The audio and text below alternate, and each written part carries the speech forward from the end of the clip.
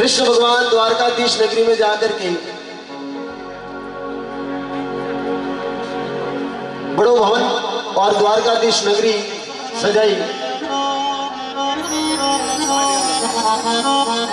सुदामा जी बचपन उमड़ा निर्धन हा गरीब हा। सुदामा जी और कृष्ण भगवान बिछड़ गया। अब भगवान द्वारकाधीश नगरी में राज करे। कृष्ण भगवान द्वारकाधीश नगरी में सुदामा जी दर दर भटकता फिरे, घर घर भटकता फिरे और मांग न परिवार को गुजारो करे।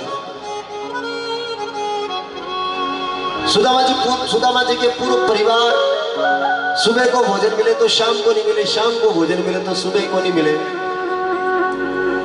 और सुदामा जी धर्मपत्नी ने हमेशा कहता कि हमारी बात सुन, हमारा मित्र कौन है तने मालूम है? द्वारकाधीश कृष्ण भगवान हमारा मित्र है, बाल सखा है। सुदामा जी की पत्नी बार बार यह बात सुनी। एक दिन सुदामा जी की पत्नी कहने लगी, पतिदेव परमपिता परमेश्वर प्रभु श्री कृष्ण भगवान द्वारकाधीश आपका मित्र है, तो आप इतना गरीब क्यों हो, निर्धन क्यों हो?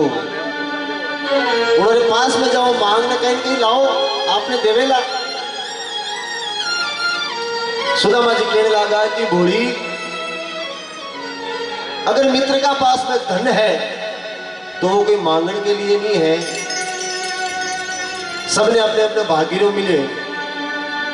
तो सुदामा जी अपनी धर्मपत्नी ने बार बार समझा रहे कि हे बोली,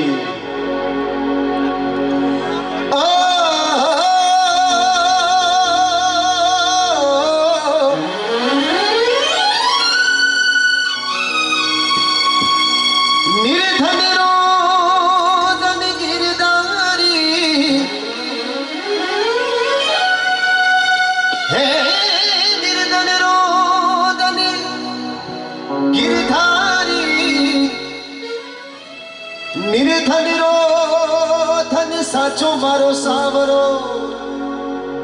सुदामा जी धर्मपत्नी ने कहे, निर्धन रो धन गिरधारी, निर्धन रो धन साचो सावरो।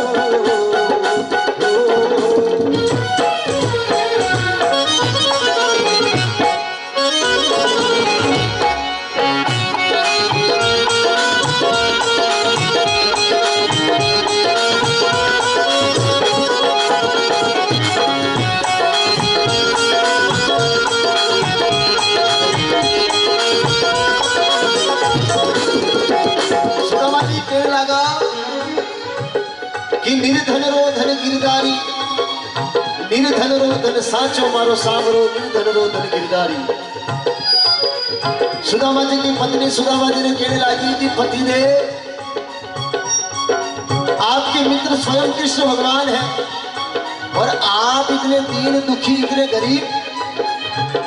सुदामा जी की पत्नी कहती है, दुर्बल जाति सुदामा कहिए,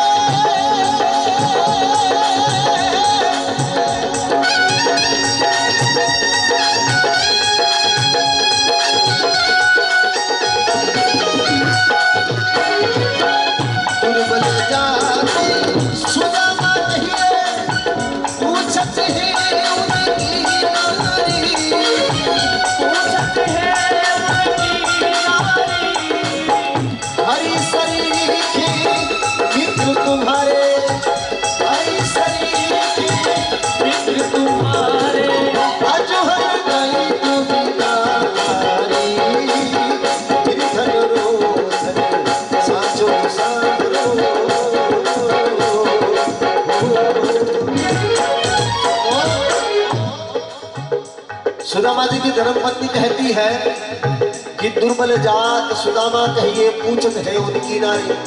और हरी सरी के मित्र आपके, भगवान जैसे आपके मित्र है तो आपकी दुविधा अभी तक क्यों नहीं गई? अब सुदामा जी क्या जवाब दें? सुदामा जी ने तो विचार कर लिया कि अब ये कह रही है तो मैं इसको क्या जवाब दूं। जिसको बात समझ में ना आती हो उसको क्या समझाना। फिर भी सुदामा जी ने कहा कि कोई कि मेरे मित्र के पास में धन दौलत है तो वो मेरा नहीं है। कहा तिरिया जाती समझ भी ना बोले,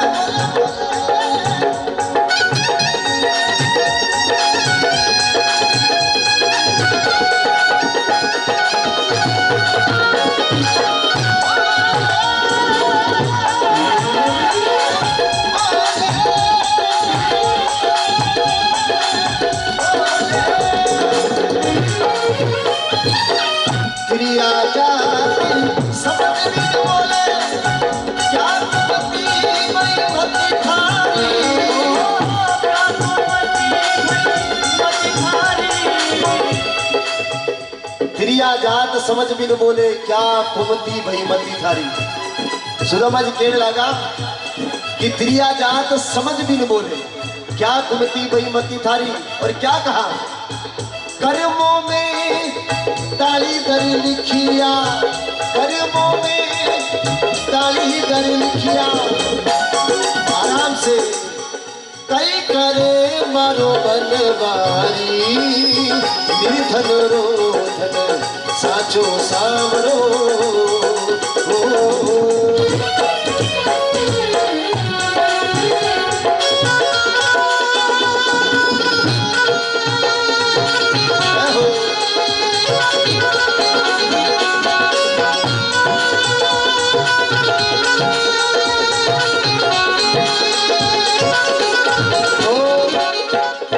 सुदामा जी कहते हैं कि त्रिया जात समझ भी न बोले क्या कुमती भई मती थारी।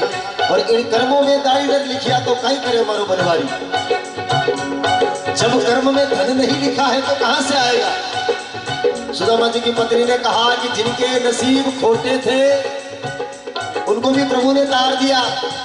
जब विश्वामित्र का श्राप मिला अहिल्या को कि दो दो पेड़ कदम के तारे तार दे गौतम नारी, और विश्वामित्र को यज्ञ सफल कियो आप बने हरि अवतारी। सुदामा जी को समझ में आया कि अर्धांगिनी कह रही है जो बात तो ठीक है, पर अब मैं मेरे मित्र के पास में जाऊं, जाने की तैयारी करूं तो अब क्या लेके जाऊं।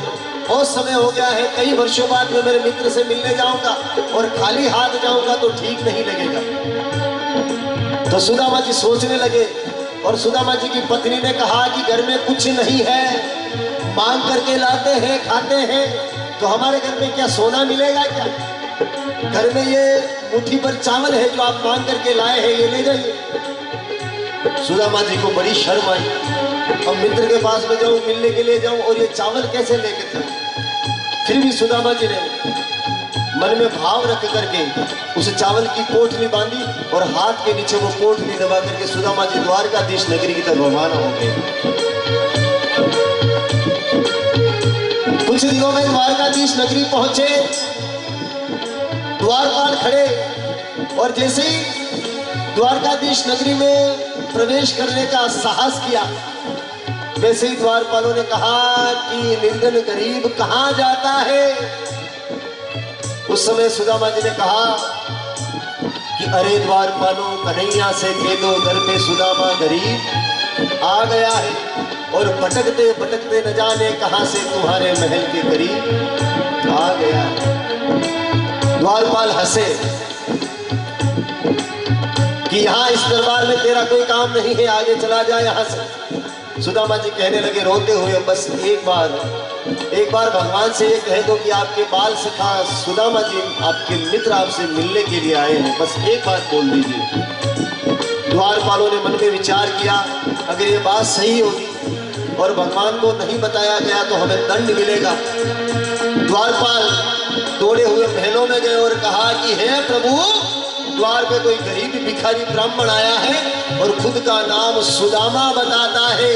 कृष्ण भगवान ने, द्वारकाधीश ने जैसे ही सुदामा का नाम सुना तो नंगे पैर भगवान दौड़ते हुए द्वार पे आए। कौन कहते हैं भगवान आते नहीं, कौन कहते हैं